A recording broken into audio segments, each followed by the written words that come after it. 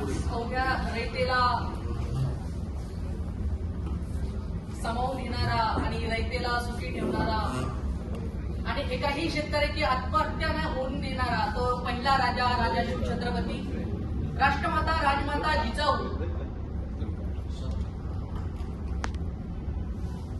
आणि अशाच परिस्थितीमध्ये आपल्या देशाला स्वातंत्र्य देण्यासाठी एक हातभार घेणारा एक 21 वर्षाचा तरुण एक बाबू गेनू इंग्रजांच्या समोर 1200 फौजांना सांगणारा की इथं येऊन जर तुम्हाला आमच्या भारत भूमीवर जर वार करायचा असेल तर तुम्हाला पहिले माझ्यावर वार करावा लागेल आणि तरीही त्या इंग्रजांनी काही विचार न करता त्या बाबू गेनूंच्या अंगावर ट्रक घातला. मेंदूचा चेंदा मेंदा झाला बाबू गेनूंचा, पण तरीही ठामपणे आपला राष्ट्रध्वज त्यांच्या हाती फडकवत होता. या सर्व महापुरुषांना माझं नमन. तरुणाईबद्दल चहूबाजूंनी बोललं जातं, आवर्जून काय काय सांगितलं जातं.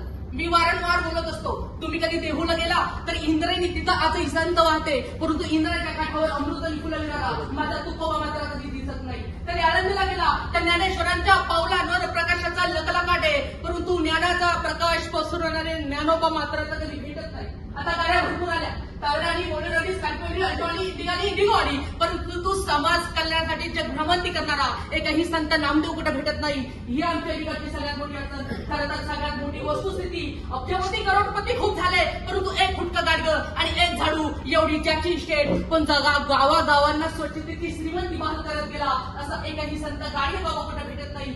ही आमच्या ठिकाणची सगळ्यात मोठी अडचण. खरं तर सगळ्यात मोठी वस्तुस्थिती, अलीकडे पलीकडे इंजिनियर खूप झाले, परंतु रायगडासारखा स्वर्ग आणि स्वर्गासारख्या रायगड उभा करणारा आपले हिरोईन तर कुठे भेटत नाही. ही आमच्या ठिकाणची सगळ्यात मोठी अडचण. खरं तर सगळ्यात मोठी वस्तुस्थिती, माझी पोरं एक तारुण्याच्या काठावर खूप म्हणतात आता, परंतु इंद्रायणी भीमेच्या तीरावर मरण्याच्या निर्लज्जतेला सामोरं जाणारा एकही छत्रपती संभाजी कुठे भेटत नाही. ही आमच्या ठिकाणची सगळ्यात मोठी अडचण. आता खरं तर सगळ्यात मोठी वस्तुस्थिती, माझी पोरं अमेरिका, रशिया, चीन, जपान पुष्कळ जातात आता, परंतु माझ्या भारतीय धर्म संस्कृतीने बदल स्वतःच्या खांद्यावर ठेवून अमेरिकेच्या शिकागोमध्ये नेऊन फडकवणारा एकही स्वामी विवेकानंद कुठे भेटत नाही.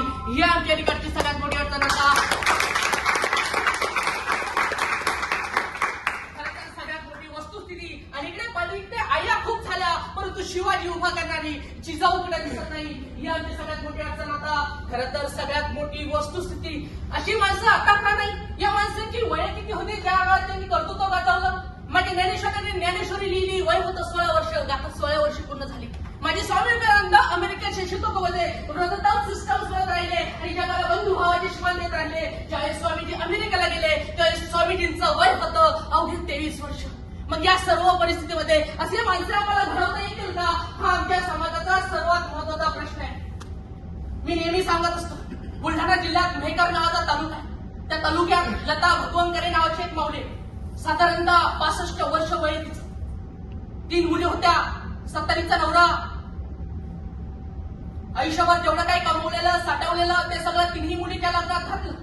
आता दोघं नवरा बायको दुसऱ्याच्या शेतात रोजानं जायचे. जो काही रोजगार होता ना पडायचा त्याच्यात आपल्या सुखाची मीठ भाकरी खायची आणि आता चाललं होतं ते सगळं. पण अचानक नवऱ्याची तब्येत बिघडली. बायकोला काही काळावं कळे ना, तिथल्या सरकारी दवाखान्यात घेऊन गेली.